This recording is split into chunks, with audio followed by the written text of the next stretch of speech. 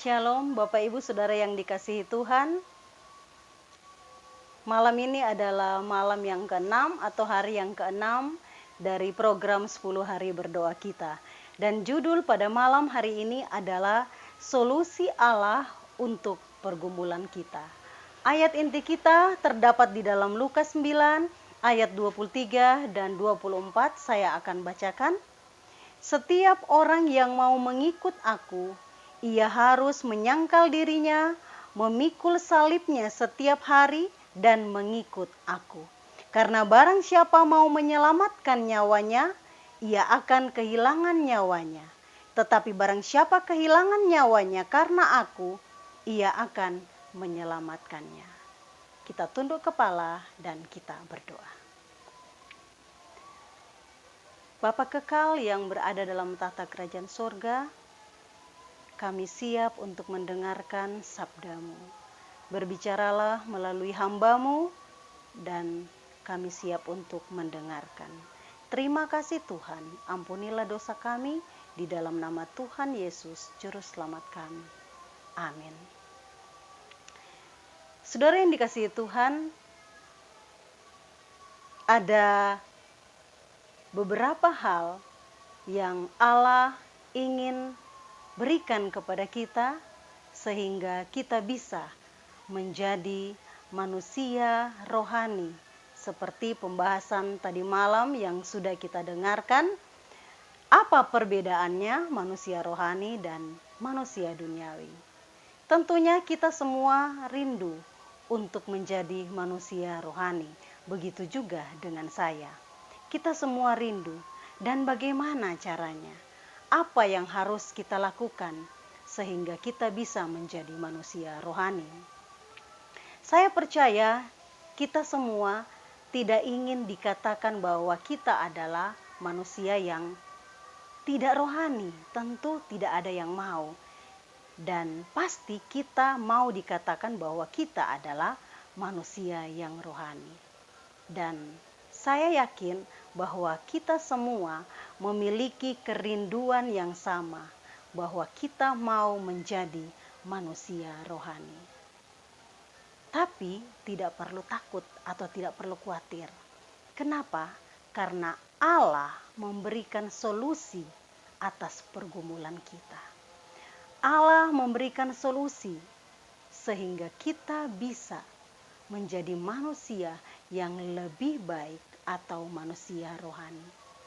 Firman Tuhan di dalam Yohanes 15 ayat 4 katakan, "Tinggallah di dalam aku dan aku di dalam kamu. Sama seperti ranting tidak dapat berbuah dari dirinya sendiri kalau ia tidak tinggal pada pokok anggur. Demikian juga kamu tidak berbuah jika kamu tidak tinggal di dalam aku." Dengan kata lain, artinya tinggal di dalam aku. Tinggal di dalam Yesus. Ellen G. White mengatakan atau mengartikan bagaimana tinggal di dalam aku. Ada dua hal yang boleh kita hidupkan di dalam kehidupan kita. Yang pertama adalah menerima Roh Kudus-Nya secara terus-menerus. Dan yang kedua adalah kehidupan penyerahan yang tidak terbatas. Itu di dalam Kerinduan Segala Zaman halaman 320. Apa dua hal itu? Kita menerima Roh Kudus secara terus-menerus setiap hari. Dan yang kedua adalah kita menyerahkan kehidupan kita sepenuhnya kepada Tuhan. Dan apa yang akan terjadi di dalam kehidupan kita setelah kita sudah menerima itu dan kita sudah merasakan pemberian yang Tuhan berikan dan kita sudah menyerahkan kehidupan kepada Tuhan, maka kita akan mendapatkan sukacita Allah di dalam kehidupan kita. Karena di dalam Yohanes 15 ayat 11 dikatakan bahwa semuanya itu kukatakan kepadamu supaya sukacitaku ada di dalam kamu dan sukacitamu menjadi penuh. Saudara yang dikasihi Tuhan, bagaimana kita bisa menghidupkan penyerahan kehidupan kita sepenuhnya kepada Tuhan, sehingga kita bisa merasakan bahwa Yesus ada di dalam kita. Kita hidup bersama dengan Yesus dan kita bisa merasakan kebahagiaan itu. Kita merasa bahagia dan karena kita hidup bersama dengan Yesus. Jadi hal yang penting yang kita dapatkan, yang pertama, kita meminta kepada Tuhan. Roh Kudus itu kita menerimanya dan kita menyerahkan kehidupan kita kepada Tuhan. Pada hari yang pertama kita sudah berbicara tentang bagaimana pentingnya meminta Roh Kudus. Dan pada hari yang ketiga kita sudah membahas bagaimana penyerahan kehidupan kita sepenuhnya. Dan pada hari ini kita akan melihat dua langkah ini, meminta, menerima, dan juga menyerahkan kehidupan kita kepada Yesus setiap hari. Saudara yang dikasihi Tuhan, mengapa kita harus meminta Roh Kudus setiap hari? Mengapa kita harus meminta Roh Kudus setiap hari? Ada seorang yang mengingat bagaimana ada cerita tentang seorang preman yang bertobat. Jadi seseorang ini dia membaca satu kisah seorang preman yang bertobat. Di situ preman ini dia mengaku kesalahannya. Dia mengaku kejahatan yang sudah dia lakukan. Pencurian yang dia sudah lakukan. Dan banyak hal kejahatan yang sudah dia lakukan. Dia mengaku kepada Tuhan. Dan dia benar-benar bertobat. Dia minta sama Tuhan. Campur tangan di dalam kehidupannya. Dan dia tidak akan melakukannya lagi. Dan akhirnya preman ini mendapatkan itu. Yesus mengubah kehidupannya. Yesus mengubah hal-hal yang ada di dalam kehidupannya sehingga dia bisa berubah. Dia bisa bertobat dan tidak melakukan itu. Dan seorang yang membaca cerita ini atau kisah tentang seorang preman yang bertobat, dia berkata juga kepada dirinya sendiri, Tuhan, saya juga mau diubahkan. Saya mau meninggalkan dosa-dosa saya yang lama. Saya mau meninggalkan dosa kesayangan saya. Saya mau bertobat.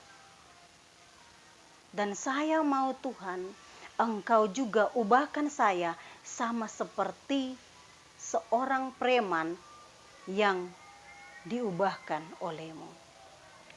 Itu yang dikatakan oleh seorang yang membaca akan cerita ini. Dia mengatakan bahwa saya mau diubahkan. Tuhan tolong saya agar saya bisa berubah.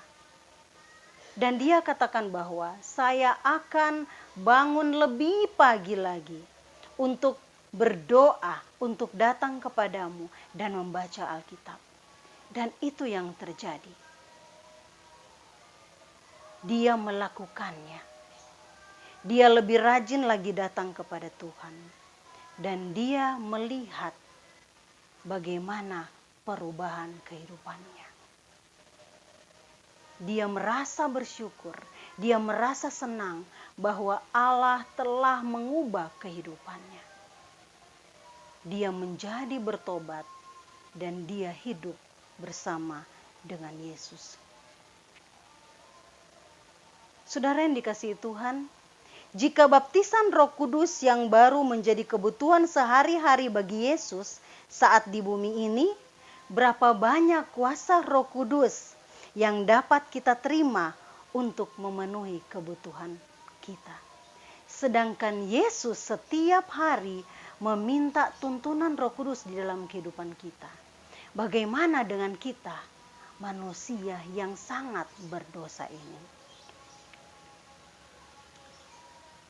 Firman Tuhan di dalam 2 Korintus 4 ayat 16 dikatakan bahwa Paulus menulis tentang manusia betinia yang diperbaharui dari hari demi hari. Dan dia berdoa agar umat Allah diperbaharui dengan kekuatan melalui rohnya di dalam manusia Saudara yang dikasihi Tuhan, Ellen G. White menawarkan kepada kita. Apa yang Ellen G. White katakan? Bahwa pemberian Allah, yaitu Roh Kudus, itu adalah pemberian yang sangat berharga dibandingkan pemberian dari seorang ayah kepada anaknya yang meminta sesuatu. Kita akan diperbaharui dari hari ke hari, asalkan kita mau meminta kepada Tuhan. Kita mau meminta kepada Tuhan setiap hari, sehingga Yesus akan memberikan kepada kita. Di firman Tuhan katakan bahwa untuk baptisan roh setiap hari, setiap pekerja haruslah mempersembahkan permohonannya kepada Allah. Jadi kita harus meminta setiap hari, sehingga kita bisa mendapatkan dan bisa merasakan di dalam kehidupan kita. Setelah tadi kita sudah meminta dan menerima Roh Kudus, mengapa sekarang, mengapa harus berserah setiap hari kepada Yesus? Saudara yang dikasihi Tuhan, di dalam Lukas 9 ayat 23 firman Tuhan katakan, setiap orang yang mau mengikut aku, ia harus menyangkal dirinya, memikul salibnya setiap hari dan mengikut aku. Menyangkal diri berarti memberi kepada Yesus kendali atas seluruh kehidupan kita. Sehingga Yesuslah yang akan mengatur kehidupan kita. Firman Tuhan juga di dalam 1 Korintus 15 ayat 31 katakan, aku mati setiap hari. Apa artinya?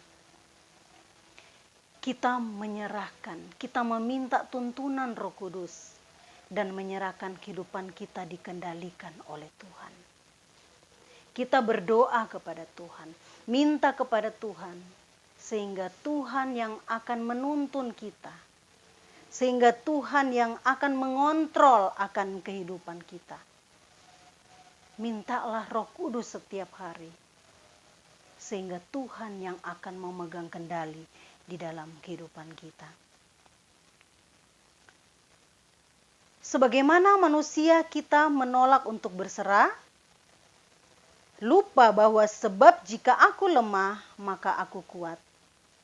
Saudara-saudara, kita menerima kehidupan fisik saat lahir, tetapi kita tetap makan setiap hari untuk menjaga kesehatan kita.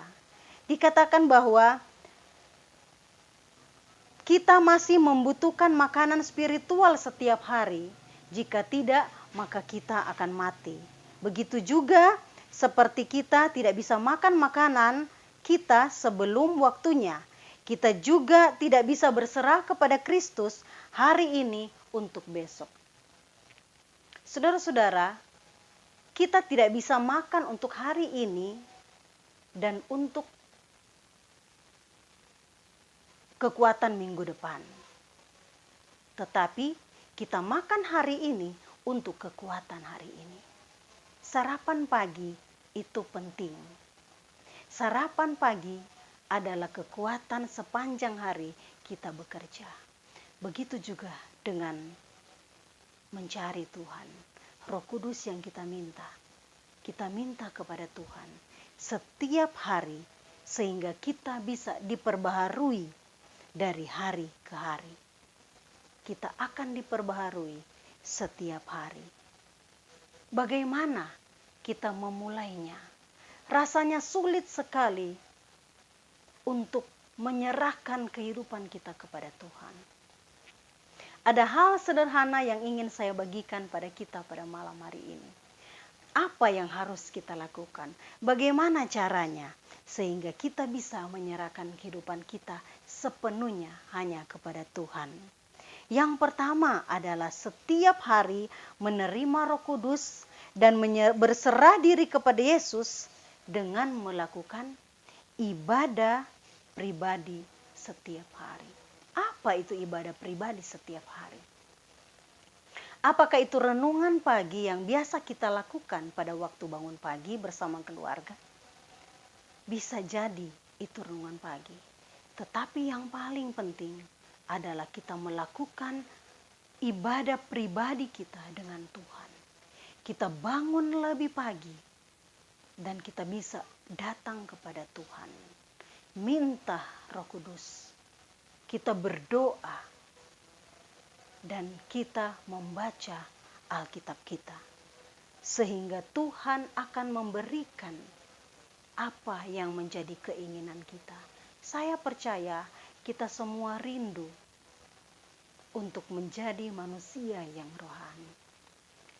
Dan ini tidak mudah dilakukan. Kita sebagai manusia yang penuh dengan dosa. Tetapi apa yang Allah katakan? Kita akan diperbaharui dari hari ke hari. Asalkan kita minta kepada Tuhan. Kita bangun lebih pagi sehingga kita bisa mendapat keheningan, sehingga kita bisa berdoa. Saudara yang kasih dalam Tuhan, saya ceritakan saya dulu. Dulu saya kalau mau bangun pagi, biasa saya berdoa jam 4 pagi. Dan itu saya menyalakan alarm saya sehingga saya bisa bangun dan berdoa. Tetapi saudara tahu, dengan berjalannya waktu, akhirnya saya sudah tidak membutuhkan alarm itu lagi. Alarm sudah tidak bisa membangunkan saya lagi. Kenapa? Karena saya bangun sebelum alarm saya berbunyi. Ternyata saudara, kebiasaan baik bisa menjadi hal yang baik bagi kita. Sehingga seperti saya, karena sudah terbiasa bangun pada pagi hari untuk berdoa, akhirnya sebelum jam 4 pun saya sudah bangun dan sudah datang kepada Tuhan. Dan saya percaya kita semua juga rindu mengalami hal seperti itu. Kita datang lebih pagi kepada Tuhan, sehingga kita bisa merasakan bagaimana Tuhan mencurahkan Roh Kudus-Nya kepada kita. Pada waktu kita benar-benar meminta dengan sungguh-sungguh, kita berdoa kepada Tuhan. Setelah itu kita bisa membaca akan Alkitab kita. Pada malam hari ini, Allah memanggil kita. Mari kita membuat komitmen di dalam diri kita sendiri. Kita buat komitmen bagi kita sendiri. Tuhan, saya mau menjadi manusia rohani. Saya mau menerima solusi yang Engkau berikan. Bantu saya di dalam pergumulan saya, sehingga saya akan setiap hari datang kepada Engkau, meminta tuntunan Roh Kudus di dalam kehidupan saya. Dan saya mau menyerahkan kehidupan saya seutuhnya, sepenuhnya kepada Tuhan. Sehingga Engkau saja yang dapat mengendalikan kehidupan saya. Engkau saja yang dapat menuntun saya, sehingga sepanjang hari saya melakukan hal-hal yang baik di dalam kehidupan saya. Karena apa yang dikatakan firman Tuhan di dalam Yohanes 15 ayat 4 dan 7 dikatakan, jika kamu tinggal di dalam aku dan firmanku tinggal di dalam kamu, mintalah apa saja yang kamu kehendaki dan kamu akan menerimanya. Jadi tidak perlu khawatir apa yang Allah katakan. Jika kita mau memintanya, Allah akan memberikannya. Asalkan kita tinggal di dalam Yesus. Kita tinggal di dalam Yesus, maka Yesus akan menuntun segala kehidupan kita. Semoga firman Tuhan pada malam hari ini bisa menjadi berkat bagi kita. Sehingga kita bisa mengingat solusi yang Tuhan berikan kepada kita dan kita bisa melakukannya. Kita meminta kepada Tuhan. Kita menerima Roh Kudus-Nya setiap hari. Dan kita menyerahkan kehidupan kita sepenuhnya ke dalam tangan Tuhan. Semoga Tuhan memberkati kita. Amin. Baiklah Bapak Ibu Saudara yang dikasihi Tuhan, Pada malam hari ini saya akan berdoa untuk beberapa pergumulan yang sudah kita doakan setiap malam sampai pada hari yang ke-6 ini. Semoga Tuhan bisa menjawab dan mendengar akan seruan doa-doa kita. Mari kita tunduk kepala dan kita akan berdoa. Bapa kekal yang berada dalam tahta kerajaan sorga, terpujilah namamu Tuhan. Pada malam yang indah ini Bapa, kami datang kepadamu dengan kerendahan hati kami Bapa. Layakkan kami untuk menerima berkat-Mu. Layakkan kami Bapa untuk menaikkan beberapa permohonan kami pada malam hari ini. Bapa di surga, kami masih mendoakan saudara-saudara kami di dalam pergumulannya. Ibu Anis, kiranya Engkau memberkati keluarga ini Tuhan. Berikan hikmat akal budi dari surga sehingga dia bisa mendidik anak-anaknya di dalam takut akan Tuhan. Kami juga berdoa bagi Ibu Susi di Denpasar di dalam masalah keluarganya. Kami mohon Tuhan Engkau campur tangan sehingga masalah yang dihadapi bisa terselesaikan berkat campur tangan Tuhan. Kami juga berdoa Bapa untuk keluarga Yefta di Malang dalam pergumulannya memiliki sebuah rumah. Kami mohon Tuhan Engkau jawab semua permohonan dan yang menjadi kerinduan bagi keluarga ini. Bapa di surga, kami juga berdoa bagi Ibu Susilo dan juga rumah sehat di Lumajang. Kiranya Engkau memberkati Tuhan, sehingga rumah sehat ini bisa menjadi terang kecil di mana dia berada dan bisa membawa banyak jiwa untuk mengenal akan kebenaran Tuhan dengan bahan-bahan kesehatan, bahkan pola hidup sehat yang mereka lakukan. Bapa di surga, kami juga mau berdoa bagi keluarga Pak Abram Nugraha. Kiranya Engkau memberkati keluarga ini Tuhan. Berikan kesehatan, kekuatan, iman yang teguh percaya kepada Tuhan. Berkati juga semua anak-anak mereka, anak mantu cucu di mana saja mereka berada.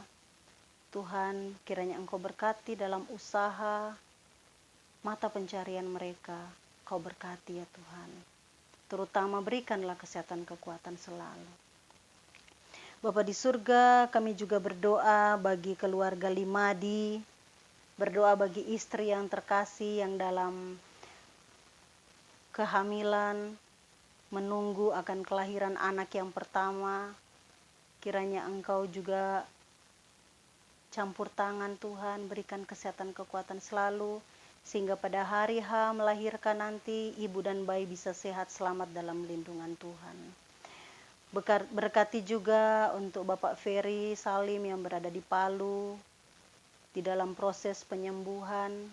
Kiranya Engkau memberikan kesehatan yang sempurna Bapak, itu adalah kerinduan kami semua, sehingga Bapak ini bisa melakukan aktivitas lagi seperti biasa. Kami juga berdoa Bapa untuk Ibu Hana Suwanti di Malang. Berikanlah kekuatan, berikanlah hikmat akal budi dari surga, sehingga dia bisa menjadi ibu yang baik untuk ketiga anaknya. Berkati juga anak-anaknya Tuhan, sehingga anak-anaknya bisa menjadi anak-anak yang baik, yang takut akan Tuhan. Bapa di surga, kami juga mau berdoa bagi keluarga Tina dan keluarga Yohanes di Tunjung Rejo dan juga keluarga Tina di Surabaya yang memiliki kerinduan untuk memiliki kehadiran seorang anak di setiap keluarga mereka Tuhan. Kami mohon Tuhan, Engkau saja yang bisa memberikan yang terbaik, tepat, indah pada waktunya kepada keluarga ini. Bapa di surga, kami juga berdoa bagi Oma Cuhong, kiranya Engkau tetap memberikan kesehatan kekuatan di dalam kesendiriannya Tuhan.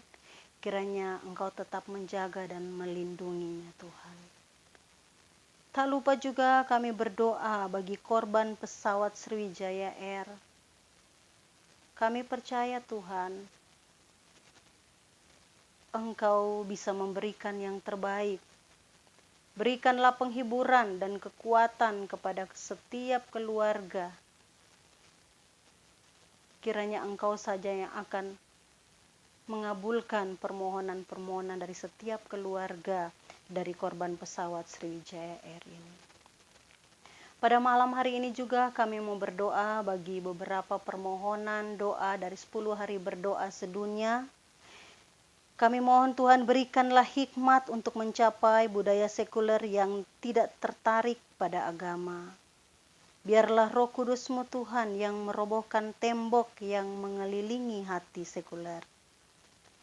Kami mohon juga Tuhan, kiranya Engkau berkati setiap kami yang ingin menjangkau orang-orang yang diperbudak oleh penyembahan roh, penyembahan berhala, dan kepercayaan kepada animisme. Tolong Tuhan sehingga bisa memahami pandangan dunia mereka dan memperkenalkan mereka kepada juru selamat pribadi. Kami mohon ya Tuhan, kiranya Engkau berikanlah inspirasi kepada umat Masehi Advent hari ke-7 di seluruh dunia, sehingga kita bisa berdoa, sehingga kita bisa memohon hujan akhir dari Roh Kudus, seperti yang dijanjikan di dalam Yoel 2 dan Hosea 6 dan Kisah 2. Kami mohon ya Tuhan, kami mau berdoa bagi 541 kelompok orang di 18 negara di divisi Afrika Selatan Samudra Hindia. Tolong arahkan mereka ke kebenaran Alkitabiah. Berkati juga orang-orang yang membagikan pekabaran ini, sehingga mereka mau menerimanya dan mereka mau datang kepada Tuhan, menyerahkan kehidupan mereka sepenuhnya kepada Tuhan. Bapa di surga, kiranya Engkau menyanggupkan kami, kerinduan kami menjadi manusia yang lebih baik lagi, yang berserah kepada Tuhan. Kami mohon Tuhan, berikanlah itu kepada kami.